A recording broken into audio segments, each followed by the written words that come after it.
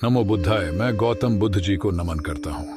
नमस्कार दोस्तों, आय बुद्धा स्टोरी 997 पर आपका स्वागत है। आज हम आपको एक प्रेरणादायक बौद्ध भिक्षु की कहानी सुनाएंगे जिन्होंने खुद पर ध्यान देने की कला को अपनाया और अपने जीवन को एक नई दिशा दी। उनकी कहानी न केवल प्रेरणादायक है बल्कि हमें खुद पर ध्यान देने की महत्वपूर्णता को भी समझाती है। कहानी की शुरुआत एक छोटे से गांव से होती है जहां एक युवा भिक्षु भरत अपने जीवन की राह खोजने की कोशिश कर रहा था। भरत ने अपनी जिंदगी को ध्यान और साधना की ओर मोड़ने का निर्णय लिया था, लेकिन वह अभी भी आत्मसंयम और शांति की तलाश में था। भरत को सबसे बड़ा चुनौती अपने भीतर की अशांति से जूझना था। उसकी मानसिकता में असमंजस, बेचैनी और निराशा के भाव प्रबल थे। वह सोचता था कि कैसे वह अपने भीतर की शांति पा सकता है। हर दिन की साधना में मुझे अपनी कठिनाइयों का सामना करना पड़ा।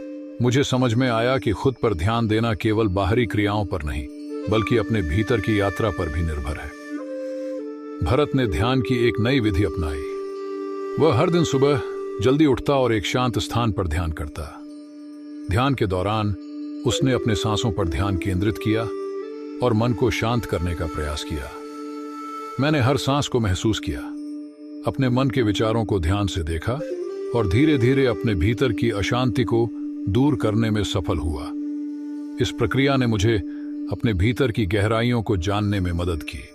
ध्यान की निरंतरता से भरत ने धीरे धीरे आत्मसंयम और मानसिक शांति प्राप्त की।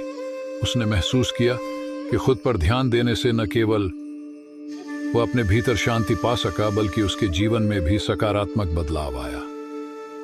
खुद पर ध्यान देने से मैंने समझा कि शांति बाहरी दुनिया में नहीं बल्कि हमारे भीतर ही मौजूद होती है। जब हम खुद को समझते हैं तो बाहरी समस्याएं भी आसान लगने लगती हैं। प्रेरणा और निष्कर्ष।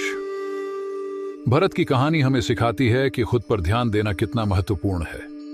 यह न केवल आत्मसंयम और शांति की ओर ले जाता है बल्कि जीवन की गुणवत्ता को भी बेहतर बनाता है।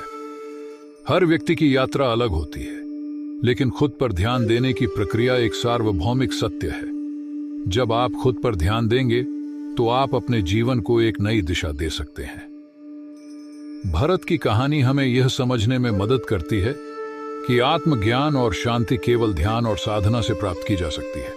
यदि आपको इस वीडियो से प्रेरणा मिली हो तो कृपया इसे शेयर करें और हमारे चैनल को सब्सक्राइब करें।